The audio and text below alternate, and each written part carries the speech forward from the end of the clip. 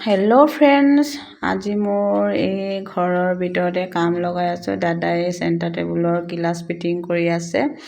আজি মোৰ আশা পূৰ হ'ব গৈ আছে মানে পূৰ হৈছে আৰু আজি মোৰ আশা পূৰ হৈছে। আৰু এতিয়া কেনেকুৱা লাগিলে মোৰ ঘৰৰ ডিজাইন নহয় আৰু চকী টেবুলৰ ডিজাইন কেনেকুৱা হ'ল চোফা।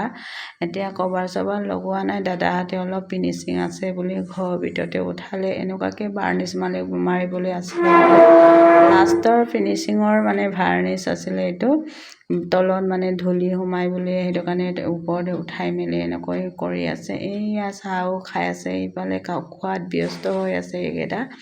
তাৰপিছত আমি এনেকৈ লগে ভাগে চব চাই আছোঁ আৰু দাদাহঁতৰ কাম কৰাটো।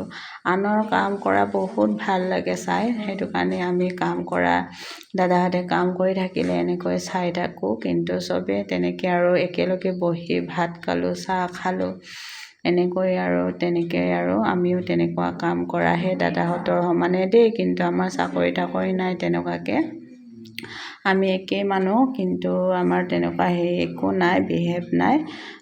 মানুহক কেনেকৈ কৰিব লাগে জানো, ব্যৱহাৰ কৰিব লাগে জানো, কাম কৰা মানুহ বুলি